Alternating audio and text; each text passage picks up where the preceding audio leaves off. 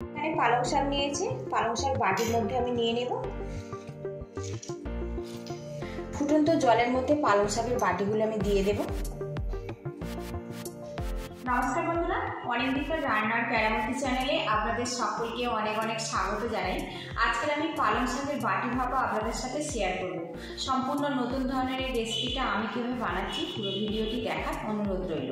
পালং শাকের বাটি ভাপা করার জন্য এখানে আমি 1 মুঠো পরিমাণে পালং শাক নিয়েছি। পালং শাকগুলোর ডাঁটিগুলো আলাদা করে শুধুমাত্র আমি এখানে পাতাগুলো নিয়েছি। দেখুন, এইভাবে কিন্তু ডাঁটিগুলো আলাদা করে দিয়ে পাতাগুলো নিয়ে নিতে হবে। এদিকে দেখুন জলটা কিন্তু বেশ ফুটে গেছে। এখানে আমি 1 গ্লাস পরিমাণে জল দিয়ে জলটা আগে থেকে ফুটিয়ে নিয়েছি। এবারে এখানে পালং শাকগুলো এর মধ্যে আমি দিয়ে দেব। এখানে দেখুন পালং শাকটা আমি 1 থেকে 2 বার একটু নাড়াচাড়া করে দেবো, তাহলে কিন্তু পালং শাকটা বেশ নরম হয়ে যাবে। খুব বেশি কিন্তু এখানে সিদ্ধ করার দরকার নেই। তো দেখুন পালং শাকটা বেশ নরম হয়ে গেছে। গ্যাসের হিটটা আমি বন্ধ করে দেব, দিয়ে পালং শাকগুলো জল থেকে তুলে নেব। পালং শাকগুলো রেডি হয়ে গেছে, এবার এগুলো আমি তুলে নেব। পালং শাকটা জল ঝাড়িয়ে ঠান্ডা করে নিয়েছি, আর এখানে একটা মিক্সিং জার রেখেছি। এই জারের মধ্যে আমি পালং শাকগুলো নিয়ে নেব। ঢাকনা দিয়ে মিহি করে একটা পেস্ট বানিয়ে নেব। এখানে আমি বোল নিয়েছি, বোলের মধ্যে কিছুটা পেস্ট আমি নেব আর কিছুটা পেস্ট আমি রেখে দেব। এবারে এর মধ্যে 2 চামচ পরিমাণে পেঁয়াজ কুচি দিয়ে দেব। এবারে এর মধ্যে দিয়ে দেব স্বাদ মতো কাঁচা লঙ্কা কুচি, ঝালটা আপনারা স্বাদ মতো দেবেন। এবারে এর মধ্যে দিয়ে দেব সামান্য পরিমাণে রসুন বাটা, দিয়ে দেব সামান্য পরিমাণে আদা বাটা। এবারে এর মধ্যে দিয়ে দেব জিরে গুঁড়ো, সবশেষে দিয়ে দেব 2টো ডিম। এবারে এর মধ্যে দিয়ে দেব স্বাদ মতো লবণ। এবারে এটা ভালো করে মিক্স করে নিতে হবে। পালং শাকের মধ্যে ডিমটা যেন একদম সমানভাবে মিশিয়ে যায় সেইভাবে কিন্তু এটা মিক্স করে নিতে হবে। তো দেখুন পুরো কালারটা কিন্তু একদম সবুজ হয়ে গেছে।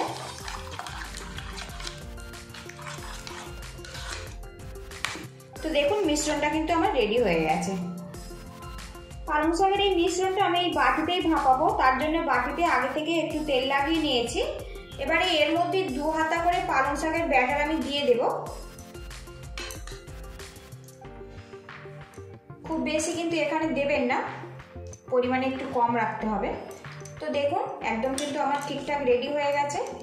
পালং শাকের ব্যাটারগুলো দেখুন 3টে বাটিতে আমি ভরে নিয়েছি। এদিকে এই জলেই আমি পালং শাকগুলো সিদ্ধ করে নিয়েছিলাম। এই জল কিছুটা আমি তুলে নিয়েছি, রান্নার কাজে ব্যবহার করব। আর বাকি জলে এই পালং শাকের বাটিগুলো দিয়ে আমি 5 মিনিটের জন্য ভাপিয়ে নেব। একটা পাত্র দিয়ে ঢেকে রাখবো। এবার আমি ঢাকনাটা খুলবো, আর দেখুন পালং শাকটা কিন্তু বেশ ভালো মতো ভেপে গেছে। এই দেখুন চামচ দিয়ে দেখুন একটু এইভাবে চেপে চেপে দেখবো। তো দেখুন পিছনে কিন্তু কোনো রকম ব্যাটার লেগে যাচ্ছে না। এই অবস্থাতে গ্যাসের হিটটা আমি বন্ধ করে দেবো, দিয়ে বাটিগুলো আমি নামিয়ে নেব।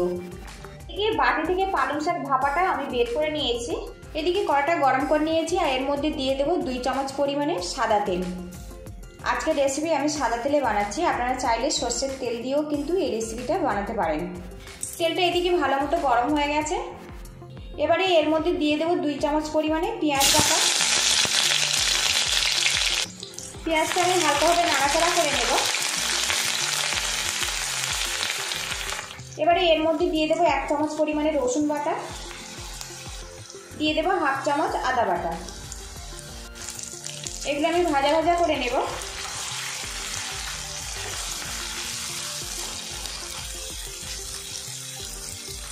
এদিকে দেখুন পেঁয়াজ আর রসুনটা বেশ ভাজা ভাজা হয়ে গেছে। এবারে এর মধ্যে দিয়ে দেবো ঝাল লঙ্কার গুঁড়ো, ঝালটা স্বাদ মতো দিতে হবে।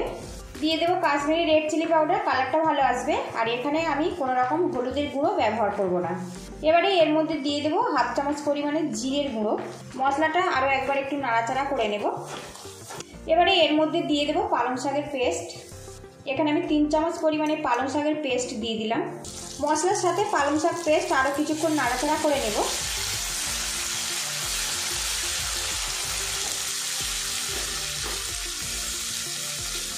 পালং শাকের পেস্ট দিয়ে নাড়াচাড়া করে নিয়েছি, আর দেখুন এখন কিন্তু তেলটা বেশ আলাদা হয়ে গেছে, তার মানে কিন্তু মশলাটা পুরোপুরি রেডি হয়ে গেছে। এবারে এর মধ্যে দিয়ে দেবো পালং শাক সিদ্ধ জল। এখানে কিন্তু খুব বেশি পাতলা ঝোল করার দরকার নেই, একটু গ্রেভি গ্রেভি রাখতে হবে।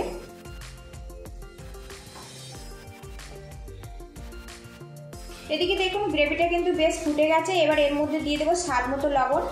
আপনারা চাইলে সামান্য চিনিও এখানে ব্যবহার করতে পারেন। গ্রেভিটা একটু ভালো করে ফুটিয়ে নেব। গ্রেভিটা দেখুন একদম ফুটিয়ে রেডি করে নিয়েছি, আর ওপর থেকে কিন্তু তেলটা ভাসতে শুরু করেছে, আর কালারটা কিন্তু এখন খুবই সুন্দর এসছে।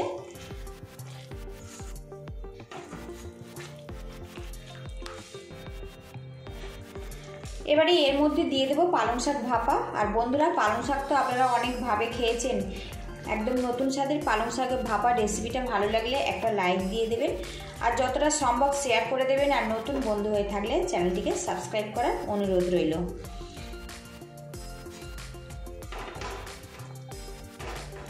গ্রেভির সাথে এটা আমি 2 থেকে 3 মিনিট মতো ফুটিয়ে নেব, তাহলে কিন্তু একদম পারফেক্টভাবে রেডি হয়ে যাবে। আর এখন দেখুন বন্ধুরা, কালারটা কিন্তু খুবই সুন্দর এসছে। এদিকে দেখুন ভাপাটা কিন্তু আমি 2 মিনিটের মতো ফুটিয়ে নিয়েছি, আর গ্রেভিটা কিন্তু বেশ ঘন হয়ে গেছে। এই রকম অবস্থাতে নামাতে হবে, তবে কিন্তু এটা ভাতের সাথে খেতে ভালো লাগবে। এবারে এর মধ্যে দিয়ে দেবো গরম মশলা গুঁড়ো, এতে কিন্তু ফ্লেভারটা খুব ভালো আসবে। আপনারা চাইলে সামান্য ঘিও কিন্তু এখানে ব্যবহার করতে পারেন। গরম মশলাটা ভালো করে মিক্স করে নেব, তারপরে গ্যাসের ফ্লেমটা আমি বন্ধ করে দেব।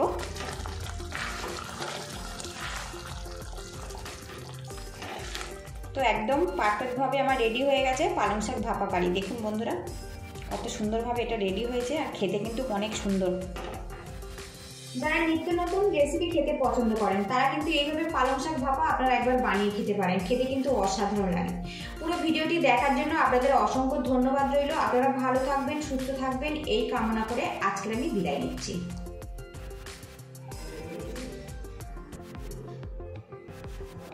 তো বন্ধুরা, দেখলেই কিন্তু লোভ চলে আসবে, বাড়িতে অবশ্যই একবার এইভাবে ট্রাই করবেন।